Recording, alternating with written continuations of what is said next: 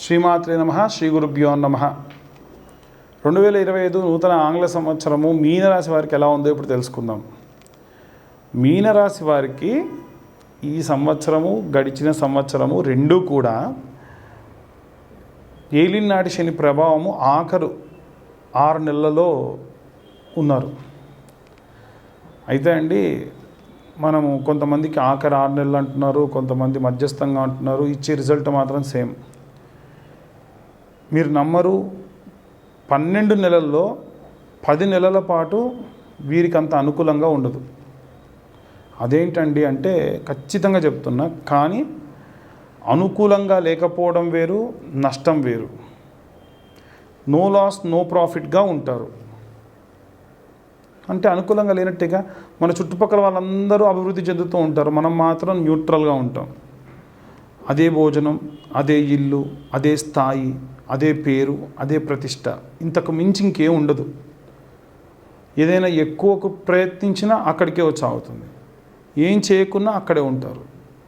కానీ మిగిలిన 2 నెలలు ఉన్నాయి చూశారు, ఈ 2 నెలల్లో 60 రోజులు, మిగిలిన సంవత్సరం అంతా కూడా మనం డెడికేట్ చేస్తే వారానికి ఒక రోజు వస్తుంది. అంటే 60 రోజులు మనకు 12 నెలలు ఇస్తే 5 రోజులు, నెలలో 4 వారాలు కదా, వారానికి ఒక్క రోజు వస్తుంది మీ రోజు. 6 రోజున మీరు తీసుకునే నిర్ణయం, మీరు చేసే పని అద్భుతమైనటువంటి రిజల్ట్ ఇస్తుంది. మీరు ఎప్పటి నుంచో ఎదురు చూస్తున్న భూ విక్రయ, భూ అమ్మక విషయంలో అనుకూలంగా ఉంటుంది. ఆ నెలంతా కూడా దానివల్ల మీరు మంచి సత్ఫలితాన్ని పొందుతారు. ఒకటే రోజు, మళ్ళీ ఇంకా రోజు రాదు. ఆ రోజు మీకు మంచి జరిగింది, అద్భుతంగా జరుగుతుంది, అదే రోజు డీల్ క్లోజ్ చేయండి. అదే రోజు మీరు ఏదైనా వ్యాపారం క్లోజ్ చేయండి. అదే రోజు మీరు ఏదైనా స్టాక్స్ క్లోజ్ చేసేసేయండి. అదే రోజు మీరు ఇంకేదైనా సరే నిర్ణయం తీసుకోవాలి, పెళ్లి చేయాలి, పిల్లలకు పెళ్ళిళ్ళు చేయాలి, డబ్బులు రావాలి, అమ్మాలి, కొనాలి, సింగిల్ డే డెసిషన్ క్లోజ్ చేయండి. మీరు మామూలుగానే మీనరాశి అంటేనే టైంకి వెళ్తారు, టైంకి వస్తారు. టైం అంటే బాగా డెడికేషన్ ఎక్కువ. కాబట్టి అలాగే ఉండండి. అలాగే ఉంటూ మీ ఆ డే కోసం ఎదురు చూడండి. నెలలో ఖచ్చితంగా మీకు ఆ డే వస్తుంది, డీల్ క్లోజ్ చేయండి. నేను ఎందుకు డీల్ క్లోజ్ చేయడం ఎన్నిసార్లు అంటున్నా అంటే ఖచ్చితంగా చెప్తున్నా, నేను అన్న ఈ మాటలు మళ్ళీ మీరు గుర్తు చేసుకున్న కాల్ కూడా చేస్తారు. కాబట్టి ఈ సంవత్సరం అంతా కూడా నెలకొక రోజు మీది. అదేదో సినిమాలో చెప్పినట్టు సరిపోదా శనివారం అని, ఒకరోజు సరిపోదా అన్నట్టు కాదు. ఖచ్చితంగా అంతకన్నా మించే మీకు రిజల్ట్ ఉంటుంది. కాబట్టి మీరు ఏం చేయాలి అని అంటే, మీ రోజు కోసం మీరు ఎదురు చూడండి, నవగ్రహాలకి ప్రదక్షిణ చేయండి. అయితే చాలామంది ప్రదక్షిణాలు చేసినప్పుడు మనకి 21 ప్రదక్షిణాలు చేయండి అంటారు. 21 ప్రదక్షిణాలు మీరు చేసేది 7 గ్రహాలకి, నవగ్రహాలకు కాదు. ఒక్కొక్క గ్రహానికి 3 ప్రదక్షిణలు చొప్పున 7 గ్రహాలకు చేస్తే 21 అవుతుంది. మరి రాహుకేతువులకు ఎందుకు చేయొద్దు? రాహుకేతువులకు చేయకపోతే మంచి చెడుకు కనిపిస్తుంది, చెడు మంచికి కనిపిస్తుంది. జ్ఞాన సంపద లోపిస్తుంది, జ్ఞానం అంటే మతిమరుపు అధికంగా వస్తుంది.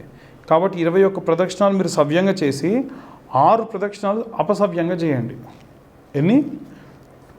21 ప్రదక్షిణాలు సవ్యంగా చేసి 6 ప్రదక్షిణాలు అపసవ్యంగా చేయండి. ఏ రాశి వారికి కూడా చెప్పను ఒక అద్భుతమైనటువంటి ఒక రెమెడీ చెప్తానండి. ఇది చాలామంది పాటించడానికి ప్రయత్నించి ఇబ్బంది పడి ఆగిపోయిన సందర్భాలు కూడా ఉన్నాయి, మళ్ళీ ప్రయత్నించిన సందర్భాలు కూడా ఉన్నాయి. ఇది అందరూ పాటించవచ్చు. ఈ ఒక్క వీలైతే మా ఛానల్ వాళ్ళకు కూడా రిక్వెస్ట్ ఏంటంటే, ఇప్పుడు నేను చెప్పేది అందరికి కూడా యాడ్ చేయండి, అందరూ కూడా తెలుసుకోవడం మంచిది.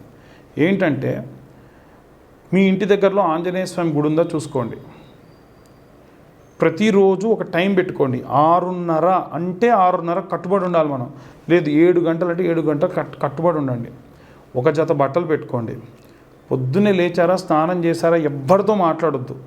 ఆ బట్టలు వేసుకోవాలి. ముందుగానే చెప్పుకోండి, కావాలంటే ముందు రోజు రాత్రే. మధ్యరాత్రులు లేచి అవి కాదు, మీరు పొద్దున లేచినప్పటి నుంచి లెక్క.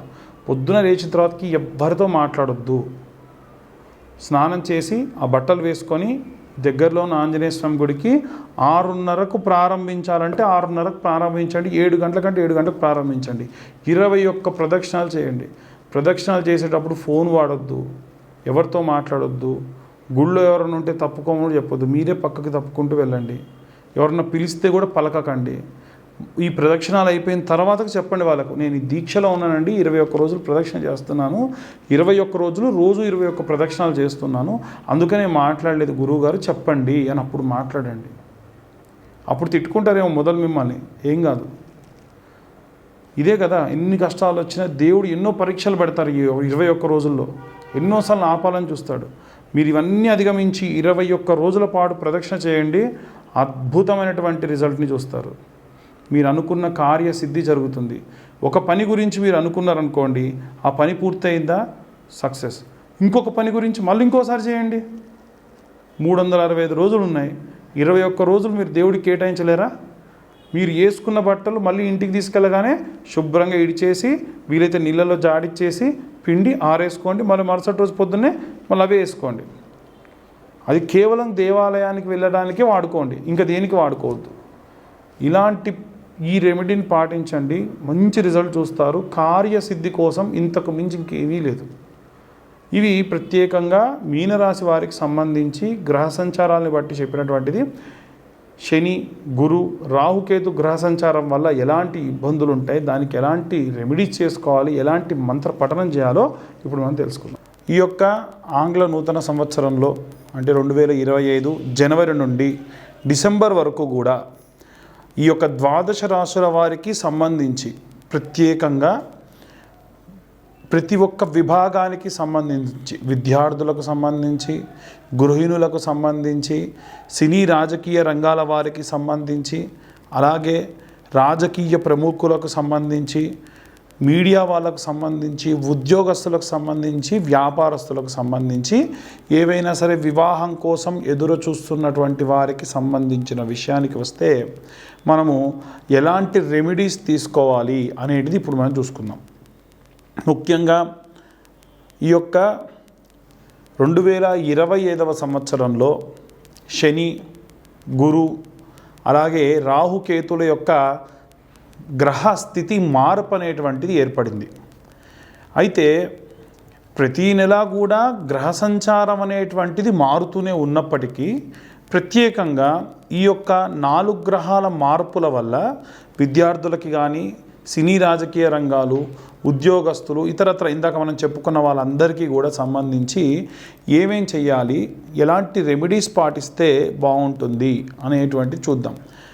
మొట్టమొదలు నా యొక్క వీడియోస్ వేరే దేశంలో ఉన్నటువంటి వారు కూడా చూసి మాకు కాల్ చేసి మమ్మల్ని చాలా ఆప్యాయంగా మాట్లాడిన అందరికీ కూడా మొట్టమొదలు ధన్యవాదాలు.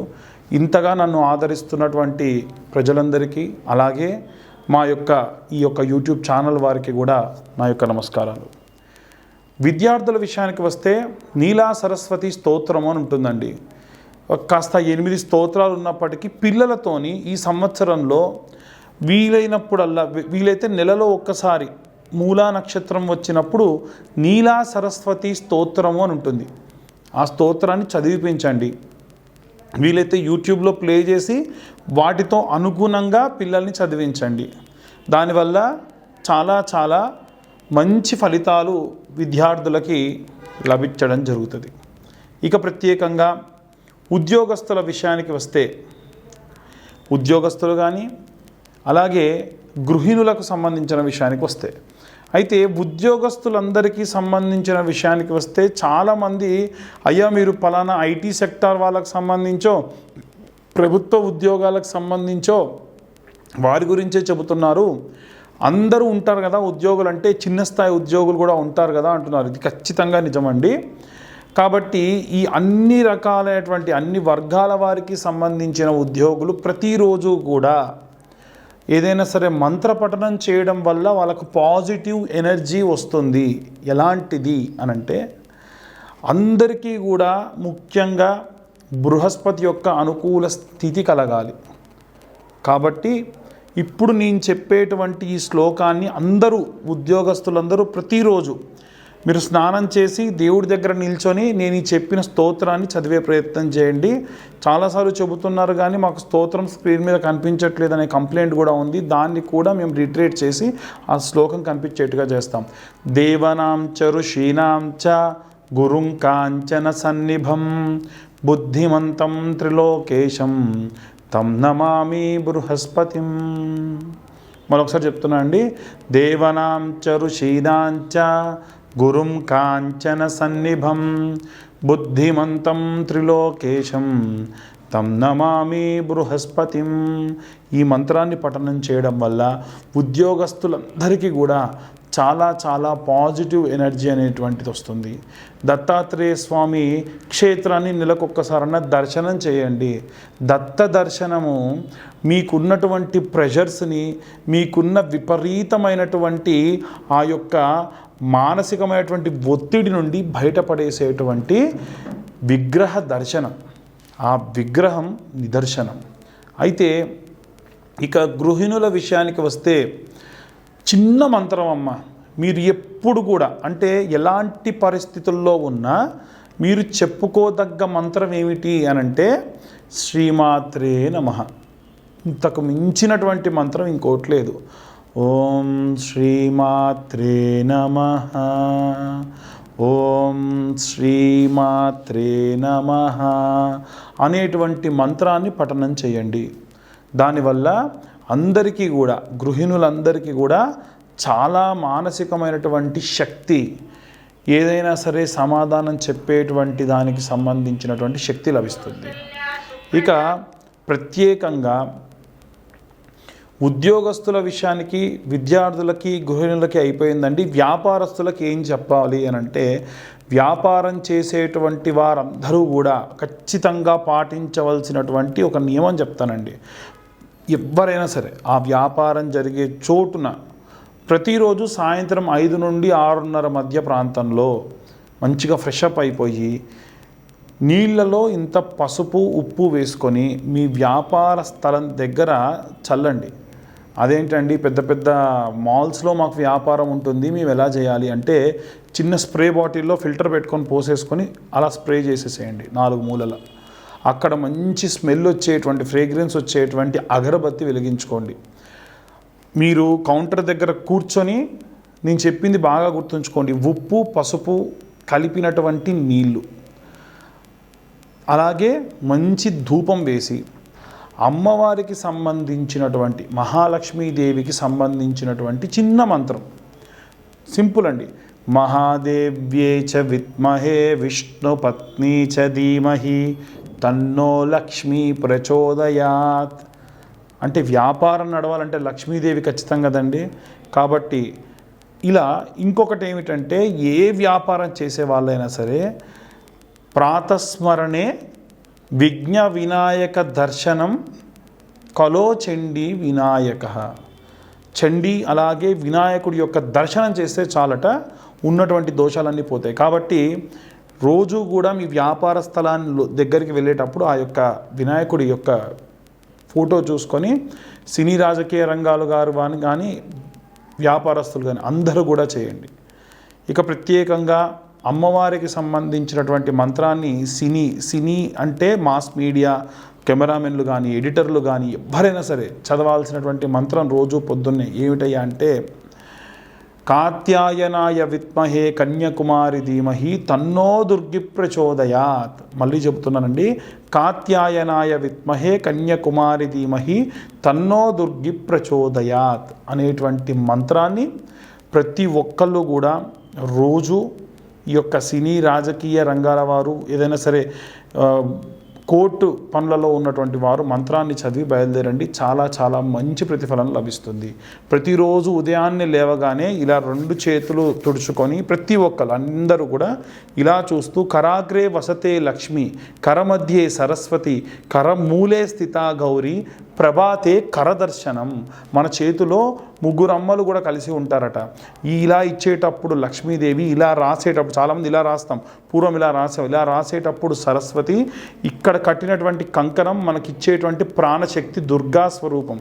కాబట్టి పొద్దున్నే లేవగానే ఇలా చూసి కరాగ్రే వసతే లక్ష్మి, కర మధ్యే సరస్వతి, కర మూలే స్థితా గౌరీ, ప్రభాతే కర దర్శనం అనేటువంటి మంత్రాన్ని చదివి అందరూ కూడా మీ కళ్ళను రాసుకొని మీ చేతులను చూసుకోండి. దీనివల్ల అంతా శుభం కలుగుతుంది. అందరికీ కూడా మరొకసారి నూతన ఆంగ్ల సంవత్సర శుభాకాంక్షలు. అందరూ కూడా ఈ రెమెడీస్ పాటించి, ఇంకొకటండి, చాలామంది ఈ యొక్క జాతకం గురించి మాకు ఫోన్ చేసే అప్పుడు ఒక డేట్ ఆఫ్ బర్త్ టైం లేని వాళ్ళు కూడా చెప్తూ ఉన్నారు. డేట్ ఆఫ్ బర్త్ టైం లేని వాళ్ళ కోసం ఈ రాశి ఫలాలు చేస్తున్నాము.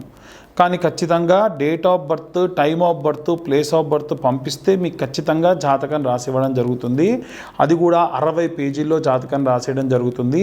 ఈ జాతకం రాసిచ్చినందుకు గాను 1500 రూపాయలు తీసుకోవడం జరుగుతుంది. దయచేసి తక్కువ చేయండి, 100కు చేయండి, 200కు చేయండి అంటే 60 పేజీలు రాస్తాం కదండి. దానికోసం మేము పెట్టేటువంటి సమయం 3-4 గంటలు వెచ్చిస్తాం కాబట్టి తీసుకుంటున్నాం. అన్యదా భావించరాదు.